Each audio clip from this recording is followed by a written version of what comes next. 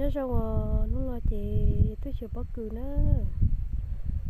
tôi chịu bất cứ nó chị cũng cho tao chỉ mà còn tao nó là mà đi tôi sai bất cứ đó, bất cứ cứ rong ya đi nó đó, nó chỉ mà đợt nó chị nữ phía đi rong xưa sát đông thì chị nữ đi bông liên đảo nữ chỉ một bất cứ đi đó, chị rong đi tiền cứ nhỏ hồi nó lên nó sẽ là cá tứ nó nữa, cá tứ mua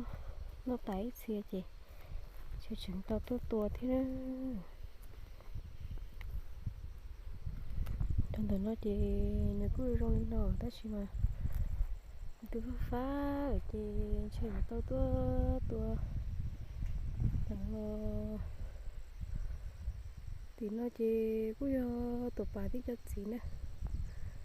xin có tay cũng đây đỡ bò lên để bỏ nó thế.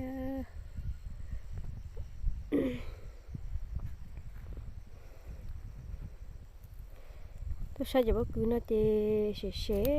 chỉ xài vô liền đó, nó chị xài vô liền đó, những chị rong liền đó, rồi lên na sẽ cho tí họ bỏ lo rong xưa, chị lên na chị chơi để chị nó chơi cho tí chơi cho chị rong liền đó, giờ là nó chị nó sẽ lo nó cũng sẽ chọc bỏ sự gì nữa, chuyện gì lo cũng tao thế.